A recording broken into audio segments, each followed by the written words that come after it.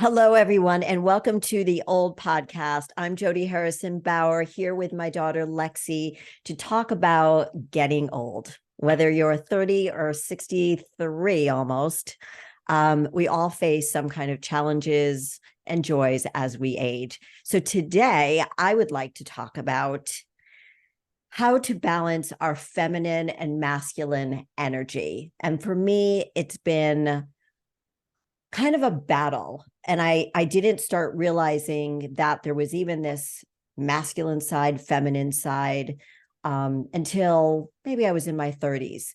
And, obviously after having two children, you're really tapped into your feminine side. And I don't know, Lex, have you ever felt that way? Where have you ever thought, oh, I'm tapping into my masculine energy, I'm tapping into my feminine energy? Has that ever been Well, it's something? something that you talk about a lot. So it's something Mhm. that I've always been aware of. But I think we were fighting about this over text a couple weeks ago. I think that I'm very feminine. I don't think I have much masculine energy in me. You disagreed. You are very masculine. So, Oh, yes. do you know why? Very feminine too, but you're a much more strong, aggressive, like Nobody thinks I'm aggressive except my husband. oh, okay. So the people who know you best in the world, your husband and your daughter, thinks you're aggressive. You're absolutely aggressive. You have a very strong personality. No one would ever say, "Oh, that Lexi, she's got a real strong personality." It's just not my nature. So I think by nature I am a little bit softer because I don't have as strong as a personality. I wish people could watch this on video. So if you're on YouTube, you're getting a real picture of our relationship here. Um, uh, Look, I think you're very feminine too. I think both you and your sister are very feminine, but I think sometimes around me, maybe what it is you lead with your masculine energy. You're very aggressive around me. I think you are the only person that I do that with. And your sister. No, because she dominates me. I mean, not like you don't, you're my mom, but she is. I feel like this is going to sound bad, but it's not meant to be bad. And if my friends are listening, they'll laugh because I say this a lot. I feel like I am the beta in most relationships, and I like it that way.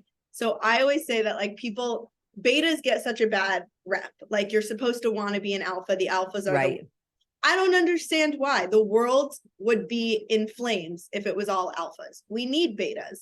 But I don't think beta means worse or bad person. It just is a different energy. And Yes, exactly. people in my life have this alpha personality. I don't love to be in that position. Sometimes I can take it on, but it's not. And I feel like that's a little bit of the masculine feminine, where the masculine is more alpha and the feminine is more beta, so to speak. Why did you just look like you saw a ghost? Oh, because my phone rang. I thought you heard it. Oh, Okay. I thought you were disagreeing with me. So I No. would say the alpha beta is similar to a masculine feminine. And I actually heard, I'm taking us in a big circle, but I heard recently that icks in dating, are just men acting like betas, and that turns women off. And if you go through a list of common icks, a lot of them are like beta energy. And so I think that makes a lot of sense. Yes. Okay. Those are all really, really good points. I saw a meme where a woman was running away from a man, and the meme, I think this is a meme, where she's like, when me running away from his feminine energy. Yeah, but now it's weird because I'm like, I do feel like I go for feminine men. They're not feminine. The men you go after are not feminine, but they definitely have. They're not. I've never seen you with your boyfriend in high school was the closest to an alpha male.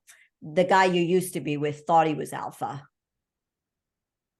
I Shout date out. men who cross their legs, which I think is I disgusting. hate. Frank crossed his legs one time and I go, what are you doing? I think it's disgusting. You think my high school boyfriend is the closest that I got to? He is very alpha, but Was he alpha in 10th grade? Not really, but he's an alpha now. oh, but I mean, you could tell he was heading that direction when we were Yeah. 15. Well, also like look at his dad. I mean, his dad was alpha, like whatever. Anyway, but he was the Whatever, closest thing but to an alpha.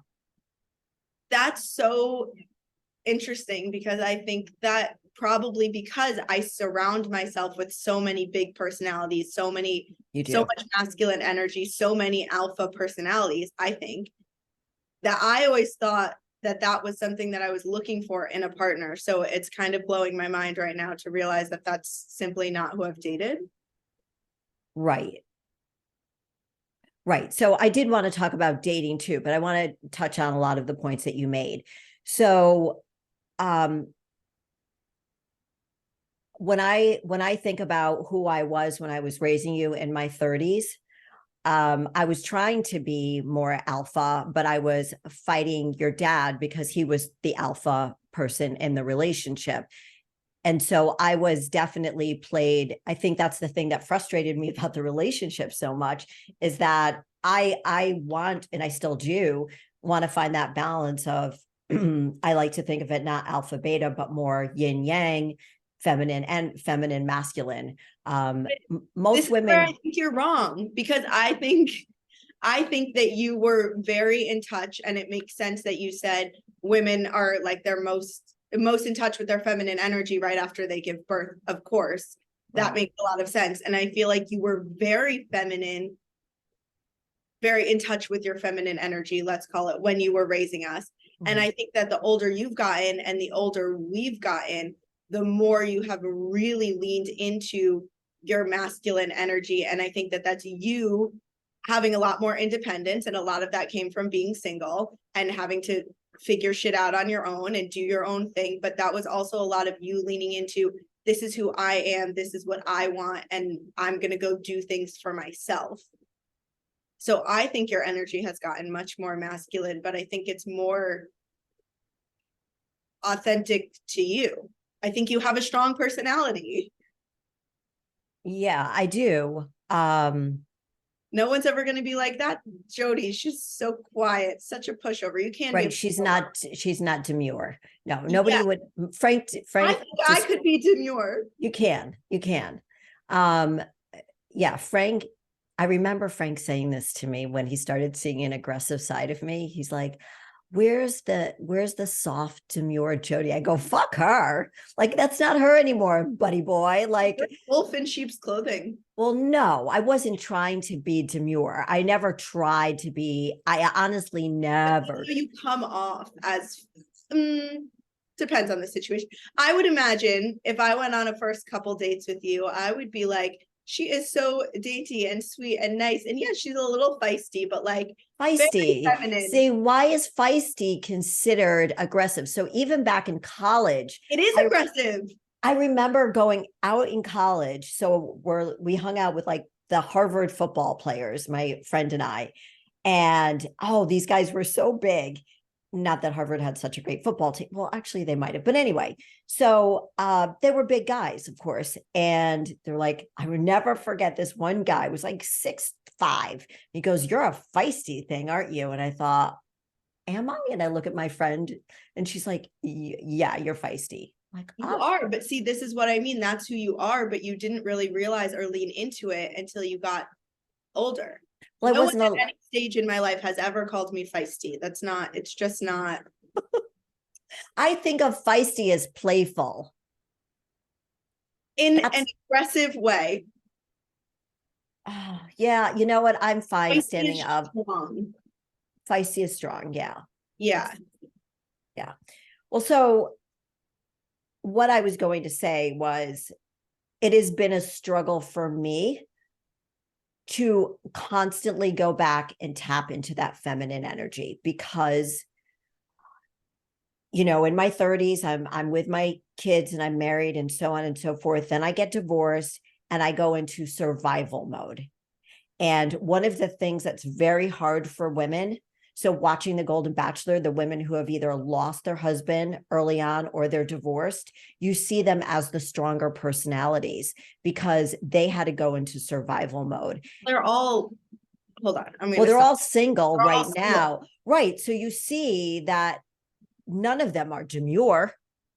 None of them. Because they've been single for They've a been life single or they've had a in their loss. adult life. Right. You can't. Right. It's very hard to continue to be demure when you're in your 60s and 70s and you've had all of these life experiences freaking thrown at you. Yes. Although it's a lovely attribute. It's a lovely attribute. And I can see you as being demure. I sometimes see your sister that way. I would like to think of myself as being demure, but I'm not. And I mean, my dad even called me out on that. I remember him even saying, demure, you're not. No. I mean, he never said that. None of us are. You can pull it off for like a meal a day, but Yeah. like it's not like you're like this. It wasn't a goal of mine. I'll give you another example of something that happened to me. I don't even know if you know this story. So when I was single, after the divorce and everything, I was dating this very, very much older. I think I was in my 40s and he was probably in his 60s. And he was a very affluent little Jewish man. I could say that because I'm Jewish. And he was taking me out on his boat. Like, so we went on a date and I could tell he was, was throwing out that big alpha energy to me. He was short, not really short, but he was in his 60s. He was old to me. So, but we connected on a lot of different levels and he was very nice. And I think one of the reasons he liked me was because he thought I was this demure woman. We go out on this big boat. It's a sailboat. He's like, do you know how to sail? I'm like, no. He said, oh, it's going to be a beautiful day. He got food for us. I mean, Lexi, this boat was magnificent. We go on the boat and I see the clouds way back. And I'm like, are you sure? Are you sure? He's like, yeah, it's going to be. It was a big boat and it was just the two of you. There wasn't like a crew. No. Sail the boat. No. So it got really bad out. And he's shouting all these things to me. I don't know anything about a sailboat. So I cried, I got upset, I got angry. That was the last time we saw each other because I went into survival mode and he went into survival mode. So he turned out to be a dick. He thought I was too aggressive. We weren't a good match. Yeah. Nothing like something scary to snap you back into who you really are. But I wasn't trying to be anything, but around him, I felt that way, just like I felt that way around Frank when I first met him, was, that type of energy. And I think women also react to the energy around them sometimes. Well, I think it depends on the person. I absorb the energy around me in an annoying way. Like I wish I did it less so. Because you're such an empath? Are you making fun of me? Because I was that sounded like you were making fun of me, but I'm serious. I am. Oh my God, when I look at your hair, it looks so beautiful. Mine looks so flat. Why does my hair look so flat? Focus. Okay. I think you are very empathetic and I think you are very feminine, but just around me, your mother, you're not demure, you're not soft-spoken, you're very aggressive. And so I would like to go on a date with you. Like I would like to shadow you on a date. I'm very feminine on a date. I probably wouldn't recognize you. No, and even with my friends, I am. And I remember, I'll never forget one of my college friends who heard me talk, it must have been in college, heard me on the phone with you, like yelling at you, and was so shocked. Like, who are you? Who am I? And like, who speaks to their family this way? And I was like, right, Alexis. Everyone talk to their family this way.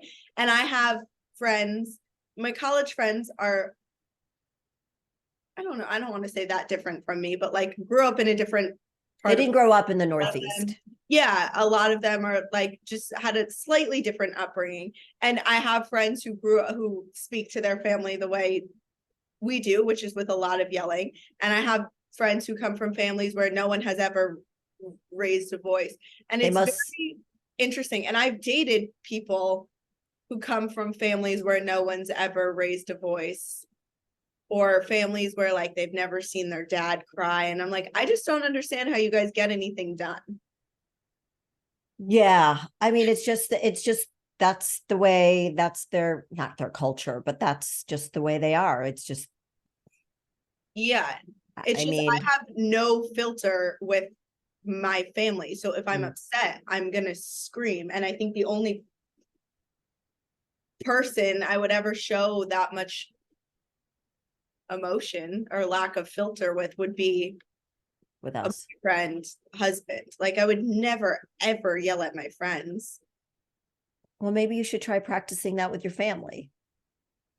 I don't yell at you guys. It's just They're very bossy. we grew up in Like a we're afraid of, we're afraid of you. Like you need to tell, do your friends know that? Like that we're afraid of you. Like I'll say to Alyssa, text your sister. She goes, no, mom, I'm not, because she's in a bad mood. everyone, How can you be so different? Hear that. It's I wouldn't want to embarrass you. Because you guys are my safe space. So I let out my emotions there. It's like yes, and I'm thrilled that we are.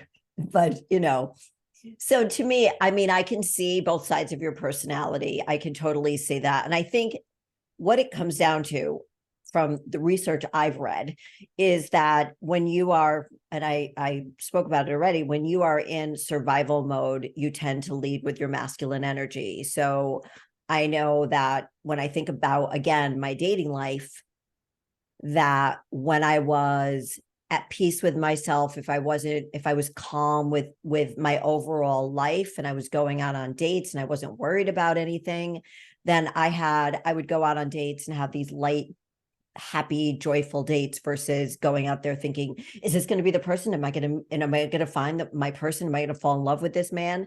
And because I'm not in survival mode, you know what I mean? Does that make sense? That's a fact. They say you can't. I don't really think can't that tap. you said made sense.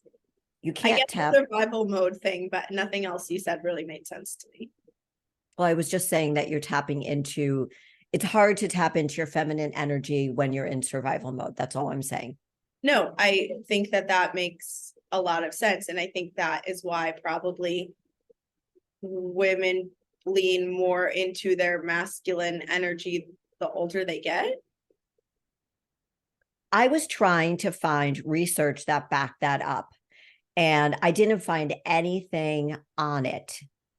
So the only thing I keep going back to, and I've said it 3 times already, is the survival mode. And when for me, when I think about it, and when I've seen you or your sister, like in a tough situation, I notice that it's normal. You lead with, I got to survive. I've got to do this, right? And you may not even be aware that you're doing it. I don't know.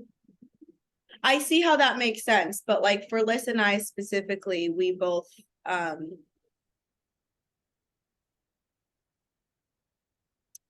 can't think of the word, but before we can enter survival mode, we have to enter hermit mode, or we shut out the world. Yeah, and I think that's very normal for a lot of people. They isolate themselves and try to, is that what you're saying? Isolate and then you go into survival? Yeah, because that feels very much like a feminine energy. Like if something bad happens to me, I need to cry first before I can think about it. Crying is very important. Crying is a huge part of my process, and I have to sit there and cry and feel all the emotions before I can do anything. You are such a good crier. You're a really good crier. I love it. Whereas it's like a release. They say it's like a release, like an orgasm. It's a release of endorphins. Yeah, it's very cathartic. Love to cry, and that's been a problem for me in dating, of people who haven't understood my need to cry, or people who see my crying, and this is a very masculine thing, who see my crying as a problem that they need to fix. It's not a problem that you need to fix. You don't need to tell me to stop. You don't need to solve it. This is part of my process of dealing with it. Just let me cry. I will feel so much better. It will clear my head.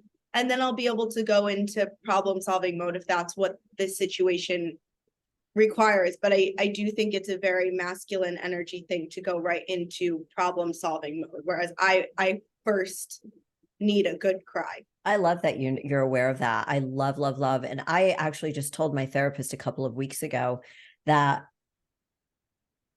something that I cried about something, and I said I haven't allowed myself to cry in a really long time. Crazy to me. I cry. What if what do I have to cry about? I mean, I get angry more than I cry. See, I don't get that angry. I would cry over anger too. Crying isn't just sadness. It's just, for me, it's just a way of processing. I only cry if I'm sad. I would say I cry at least twice a month. And okay. not like a bad thing. I was thinking about that because the other night I was on the phone with you and I was walking through the crying. You're crying as I do. And I was like, I wonder how often other people cry in the streets of New York. Because for me, it's once a month. Well, and there's something nice about crying outside. I told someone that the park I live by is a great place to cry. And they looked at me like I needed medication. Well, I mean, when you think of people crying in a park, it's very sad. Yeah, but it doesn't need to be. I love that you have this confidence about crying. Wait, I did cry last week about something. Oh, well, what's going on in the world? I cried about that. It's been a big cry week. So, you were talking about masculine characteristics. So, and you being surrounded by your whole life, surrounded by so you think your father, me, and your sister all lead with our masculine energy. Yes, I think you all have a good chunk of feminine energy. Thanks. But you all very much lead with the masculine. I would like to ask Alyssa's boyfriend if he thinks that about Alyssa. I bet he doesn't. I bet he doesn't either. But he doesn't know her that well yet. Right. Like Frank thought I was very feminine when he first met me. And she can be very feminine in the same way that you can be very feminine. Yes. I would describe you all, and this goes back to the alpha, beta, masculine, feminine thing. I would describe all three of you as alphas more than I would leading with the masculine energy. All three of you, which made for a lovely household. Which is why we needed you in our life, Lex. Need to be in control. I need to be the one telling everyone else what to do. No one can tell any of the three of you what to do or the world burns down. And so I think that is more, and I don't know how, and I do think that is masculine too, of liking to be the one in charge to take. Well, I'll tell you, right, it is. And you said something earlier about you lead with your masculine energy more as you get older. And I said, I couldn't find any research on that, but I will tell you, as and probably experienced, as you get older, you get more set in your ways and you don't want to bend as much. So you might think that's leaning into your masculine energy, but I just think it's more self-assuredness.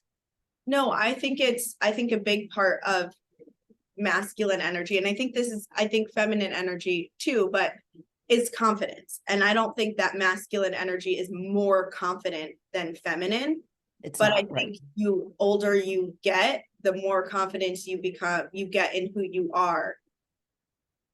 I lean into more which one you more naturally are. So I take that back. I don't think you lean into your masculine energy more as you get older. I think you lean into whichever one is actually more natural for you. Your authentic energy. Yeah. Right. Well, so a lot of the things that you were saying. So here are some masculine characteristics. Tell me if you have any of them. Okay. Action oriented. No. Giving and generous. I don't know if I am. This is going to make me look so bad. I think I'm giving. I think you're giving and generous. Okay. I definitely think you are. Not action oriented. You are. Yeah. Giving and generous and Orga- action-oriented. Organizational. No, neither one of us have that. Systemizing. No, that's the same. No. Analytical. I'm very analytical. You, I don't know. Not really. Logical. You're very logical. Yeah, you are not. I think I'm more logical than you think I am. I would say you lead with emotion more than you lead with logic. You lead with emotion and then you use logic as an excuse not to. Okay, I'll take that. You lead with emotion and then you use logic to justify your fear. Okay. Singular focused. That's you for sure. I am not like that at all. Aggressive. You, not me. Individualistic. What does that mean? Just out for yourself? No, that you are Or that like you are who you are. You're like an individual. You're not going to be morphed into somebody else. okay, you, not me. Challenging. I would say we're probably both challenging. But again, I think more than me. We challenge others. You challenge people more than I do. I'm not very challenging. I think you are challenging and I challenge people. Does that make sense? You're saying that I'm difficult? Yes. And I think I challenge people. Well, that's what they mean. That's what they mean by the masculine trait. So I am not one to challenge other people like in a duel. I am? With me, you are in a duel, like in a metaphorical duel. Winning, so I don't think. Like, you know how your dad is very challenging? Like, he'll challenge people to a duel. Yeah. Right. So are you like that? I don't think so. You're not. You're not. I don't know if I am. I don't think I am. Rigid. Do not tell me I'm rigid. Are you serious? Oh my God. Oh Mom, my God. Alexis. Why don't you tell people about your diet? Oh. Why don't you tell people what happens if someone tries to talk to you too early in the morning or too late at night? Okay, I'm a little rigid. You tell people about how you're considering driving to Florida with your dog? No, that's not being rigid. Do you know that I went into the grocery store today? And when's the last time you did that? I don't remember. So I walked into the grocery store because I wanted to get napkins. Like, you are so rigid. I can't believe you think you're not rigid. I am rigid. I am. Yeah, thank you. I am rigid. I think you are too. I don't think so. I think I have non-negotiables. I don't think I'm rigid. Okay. So now feminine energy, so masculine energy is the yang and feminine energy is the yin. Okay. So denotes a disposition rooted in stillness. Held in concert, this polarity of masculinity and femininity represents a balance of activity and stillness. And for the men, the yang refers to a mindset, certain characteristics and patterns of behavior that are active and action-oriented. So that's the masculine energy, action-oriented. Right. So the masculine is action. Women are still. Right. Stillness. I think I'm totally feminine. I'm not saying that you're not, honey. Okay, so feminine characteristics include stillness. You can be like that. I'm pretty good at being still. Yeah, you are horrible at it. Yes. Receiving. Are you good at receiving? I think so. It's not my best quality, but I think so. It's a hard one. I remember when I was in high school getting compliments, and I know that sounds so corny, but I remember my boyfriend in high school always telling me, oh, you're so pretty, whatever it was. And I'd be like, oh no, I'm having a bad hair day. No, I don't look good today. You know, and I think that was. Well, that's a lack of confidence. That's you being a teenager. Right. Spontaneous. I don't think that I am spontaneous, but I am very well receptive to spontaneity. and it's something that I seek. So I like to seek out people who are spontaneous. Like I would love to get a text or a phone call saying, hey, let's go do this crazy thing right now. And I'll say yes. I'm not going to plan it. I'm not going to be the one calling you to ask you to do that. But if you call me, I'm in 99% of the time. Yeah, you are. You, I would not say I'm spontaneous. You are too rigid. I want to be spontaneous. It's one of those things. I want to be spontaneous. Like when you called me up and you said you want to go see John Mayer, I was like, I'm going to go see John Mayer. And I felt so proud of myself that I was going to go to the concert with you. And then I couldn't get anybody to watch Ava. So, okay, fluid. Wait, you know those memes that are like, I want to go with the flow. I just need to know where's the flow going? What time does it arrive? What direction is it going in? That's you. Oh, you know what? That reminds me. So in my last relationship, we used to go bike riding. Oh, he was spontaneous. He was right. He was so spontaneous, but we'd get on the bike. Very feminine.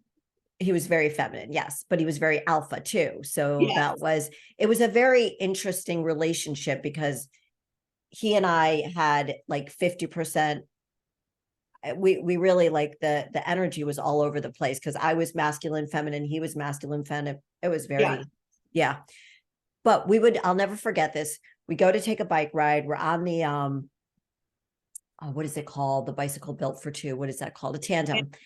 A tandem. And he's like, are you ready to go? And I said, yeah, but where are we going? He goes, what does it matter? He's like, we're together. What does it matter? It's beautiful outside. What does it matter? I go, I need to know how far we're going. So he's like, I don't know, 10 miles. And I'm like, are there hills? Yes, there are hills. Is it going to be hard to go up the hills? Yes, but you have very strong legs and you're very healthy. Oh, I drove him crazy because he was like, let's just go and do. And like, as long as we're together, we're good. Yeah. So that's why he was good for me. Empathetic, empathic. I'm sorry, not empathetic, empathic. So same. Empathic. I would think it's empathetic. Okay. It's empathic. So I think, we're both that way. Yes. Feeling, multitasking. I am not a good multitasker. I've never been a good multitasker. I don't want to be a good multitasker. I think I'm decent at it, but it's less that I'm good at it and more that is just my natural state. I need to be doing multiple things at once. I mean, this is the opposite of single-minded, which was on the masculine list, is like you have a goal and you have tunnel vision. I don't have the ability to zero in on one thing. I'd rather be working on a bunch of different things at once. Yeah, but when you and I are working on something together, I'll be like, but wait a minute, what about this? What about that? And you're like, mom, focus. So yeah, but we're talking about like a 20-minute conversation. That's just, I think, you having ADD. I don't know. I'm nurturing.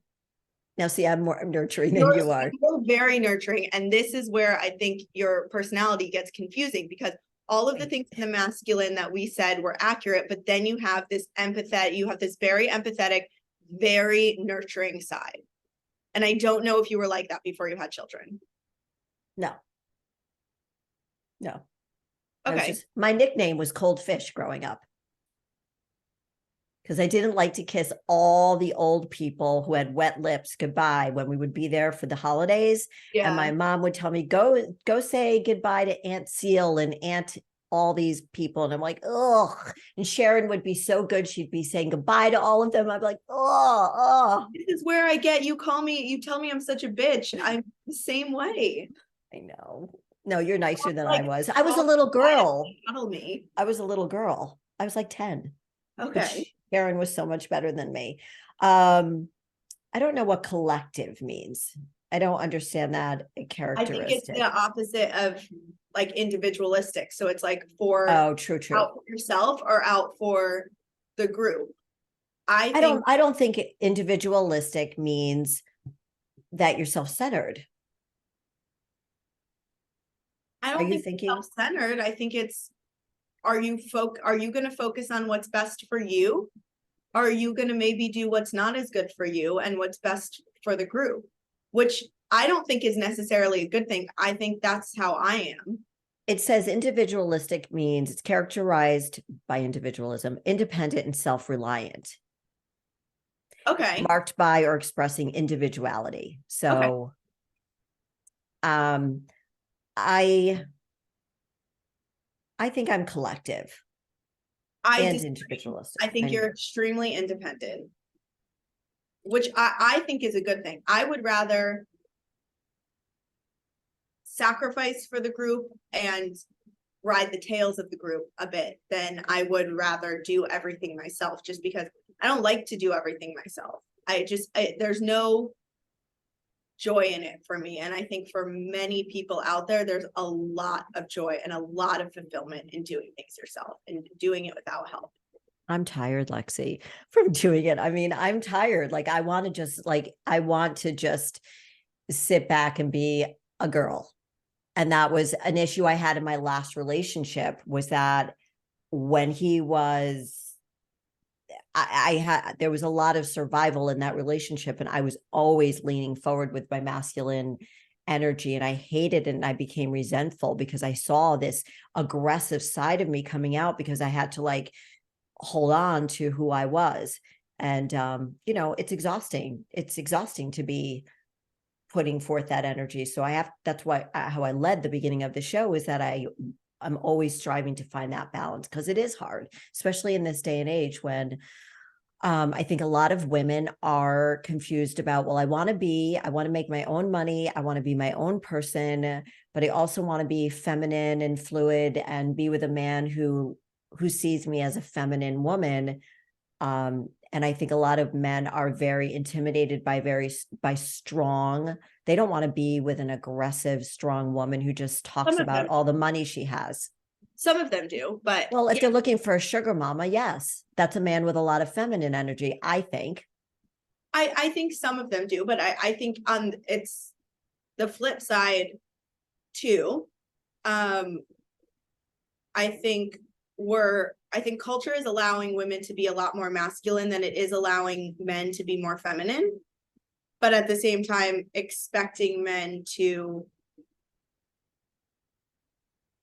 I feel like I personally am I want a man with a very masculine personality, but I think you need that. I think I need that too, but who has the emotional intelligence capacity to lean into the feminine when is needed, of course. Let me cry, to be able to sit there and listen while I explain something instead of going into problems. Like Nick Vial. I think he's extremely feminine. I think his fiance leans in a lot with her masculine energy because of that. I feel that, I hear that in her voice. Very independent. She left home when she was like 14 or something crazy. So she's very independent. Yeah. Which would mean, and I think they seem to work very well together. But so I think there's that, and that we're expecting men to be, I think it goes both ways. We're expecting women to be just as feminine while still staying single longer, having careers, not having children, not being stay-at-home moms when they do have children, but still to act just as feminine. And we're expecting men to act just as masculine while being okay that their wife has a career and isn't a stay-at-home mom, while expecting them to be able to have the emotional conversation that you could maybe have with a woman. Right. And without necessarily teaching them how to do that, which is like and you see a lot of men, and I mean, the thing that women want to see is a very alpha masculine man being soft and sweet with his children, right? There's nothing more that or being soft and sweet with them. Right. There's nothing more that's such an attractive trait, is to know that you've got this man who's being a man, who's going to take care of you emotionally, it's got your back, but also leaning into the soft side and is there for you when you do have a meltdown and so on. And that's like that perfect balance that I think every woman's looking for. And the opposite for, what a man is looking for in a woman. She wants the same thing. She does. I think they do want an independent woman, but they want her to know, but they also want her to be soft and feminine. So it is a very hard balance for all of us to strike. I think it's really hard to strike. And I think because gender roles and norms have changed so much. Mhm. What everyone is looking for is different, which makes it so much harder for people to properly pair up. Yeah, I think that's. Have you gone on dates where you've noticed that men are more feminine? When I say feminine, that you feel their feminine energy more, that they pull back on the masculine?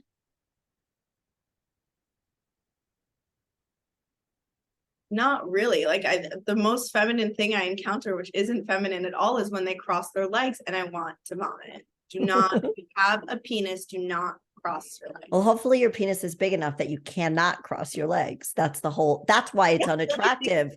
That's what it is, Lexi. I know, but if you think about it physically, I really don't think that's how it works. I think well, you could push it off to the side. You could push it off to the side and cross your legs. I mean, I dated somebody with a very big penis and he never crossed his legs. All right. Well, and also the thing about like first dates is there are very standard gender norms that I think most people still buy into. And that has been my experience, is like, I expect the man to be the one to ask me out.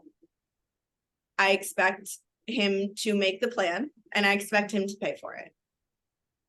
And you would get criticized by a lot of people for that, but I agree with you. Fine. I think you should. And I don't think it needs to be that way, but because of everything that we just discussed and because of how I am and because I happen to be looking for a very masculine energy man, right. I'm looking for someone who wants to do that, not who does it because they feel like that's what they're supposed to do, but who wants to do that. So if you don't want to do that, don't do it. That's fine. There are many women who aren't looking for that. But for me personally, that's what I'm looking for. Yeah. And I think we never have to apologize for what we're looking for. And I think the clearer we are that we know the red flags, the green flags, and all the other flags in between. But it's hard. It's one of the things that I tried to do, because I lift weights all the time, was I tried to, for a while, I had barre at my studio. I got into yoga for a while and I never really stuck with them. I did them for a little while, but it made me feel really good to do something softer, but was also still healthy and good and beneficial to my mind and body. And I think, in having this conversation with you, maybe take a yoga class once a week, because I think I need that. I think you should walk. I think that's a great feminine energy way to move. Yeah, it does feel good. No, it does feel good to walk. Everyone has to walk, but you've said this to me before about the lifting weights. That doesn't feel masculine to me. Oh, it's very aggressive.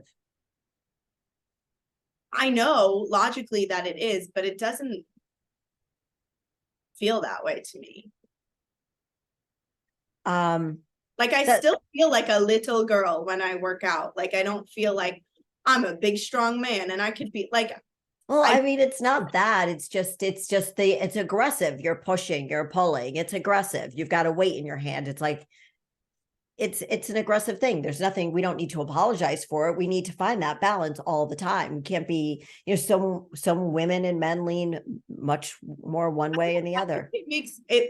I think it makes me feel very feminine, because I think that anything I do to get in touch with my body makes me feel very feminine. And one of the biggest things I do to be in touch, to connect with my body, is exercise. So I actually feel very in touch with my feminine side when I lift weights.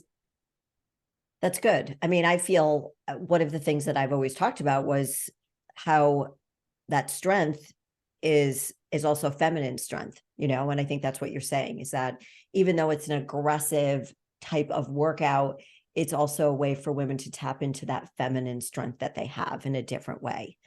Right. Which is a really beautiful thing. So also in this article that I was reading off these things, it says some people's dominance is slight while others are more exaggerated. Confidence, dominance, and altogether alpha attitude go with what may be considered as hyper masculine energy, but that can exist in people regardless of their biological gender. Okay, we know that. Right. I think there are people who are very confident who still have a very feminine energy. Like who? Like who? I don't know, because now I'm going to say, I think the more of a force you are, the more masculine energy you're exuding.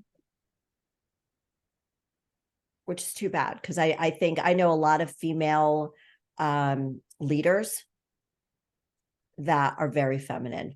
So I don't necessarily agree with you on that. They dress very feminine. Yet they're a force. And I love that.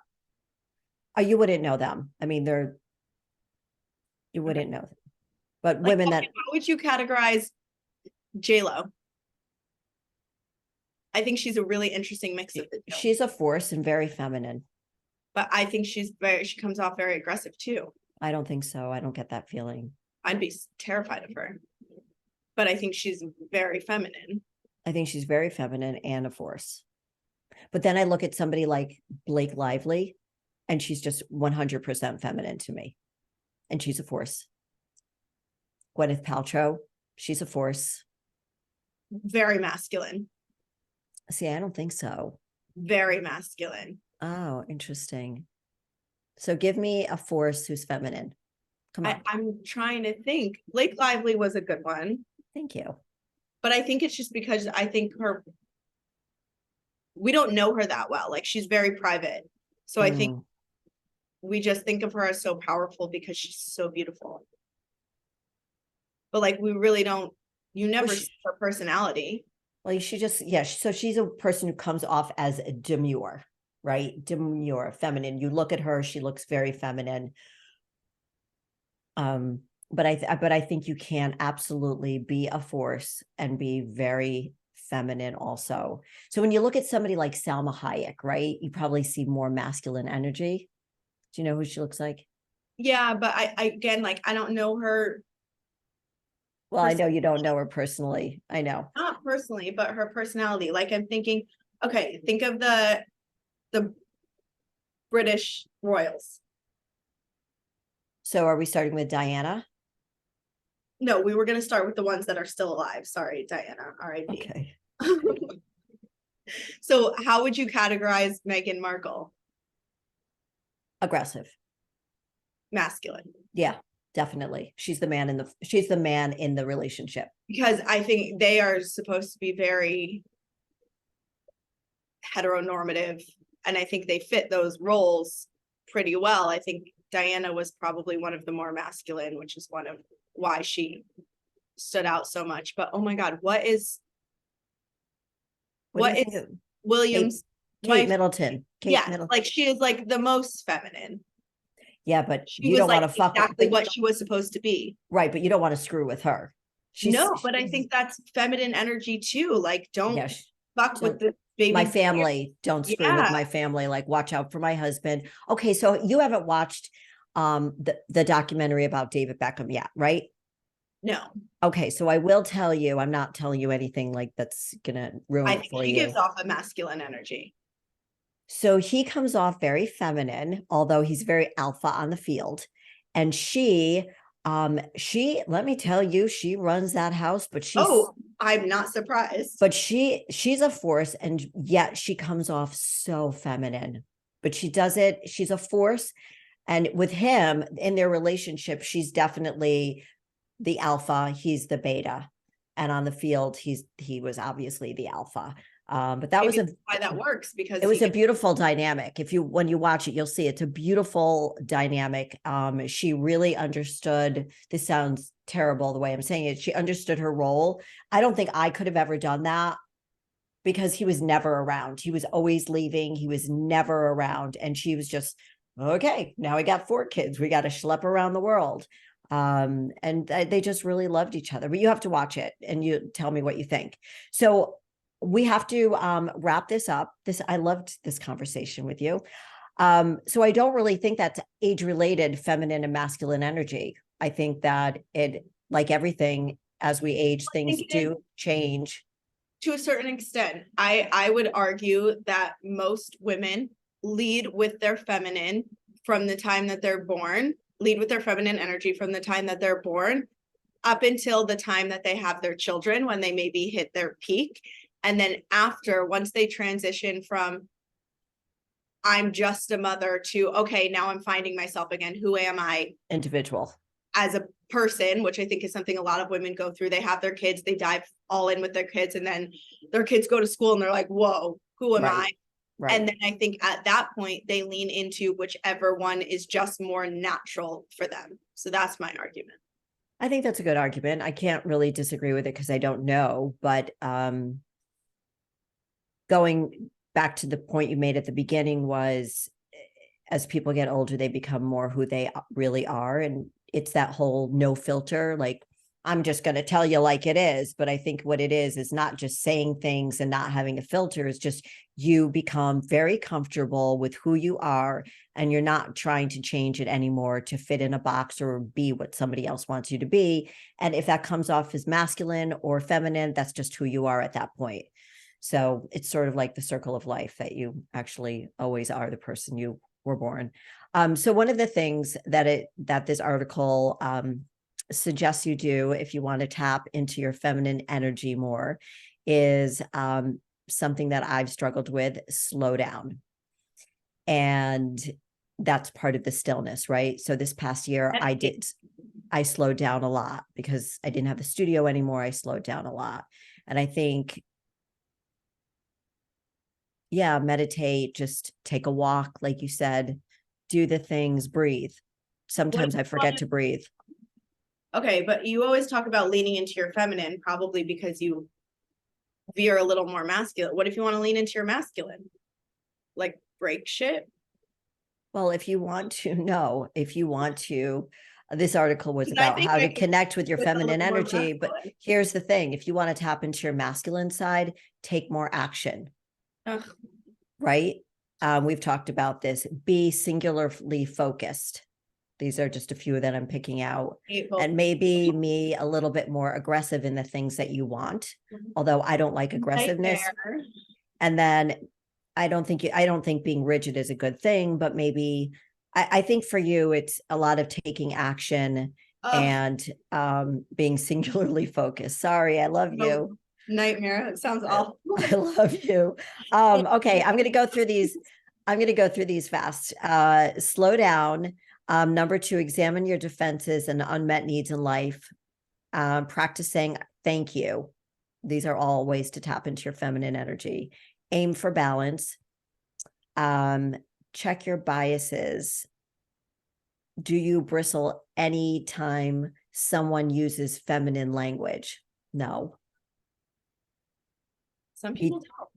Be tender with yourself and others. That's something that I always have to do, is just like, okay, Jodi, give yourself grace. That's kind of like my theme for the past year, was to give myself grace. And I tell you that all the time. When you're being too hard on yourself and you're being too rigid. But I love you. And do you have anything to add to this last part? Oh my God. Okay. No, this has been, if I have anything to add, you will add it. You don't need okay. I'm going to take a vote after everybody listens to this show and see if they think that you have tapped into your masculine side when you're on this show with me. I probably do. You should have your friends listen to it. Okay. All right. I love you. And for everybody listening, thank you so much for tuning into the Old Podcast. Remember to rate, review, and subscribe. You can find me anywhere on all social platforms at Jodi Harrison Bauer. And make sure you share the Old Podcast with people that you love. Thank you so much. And until next time, we'll see you later.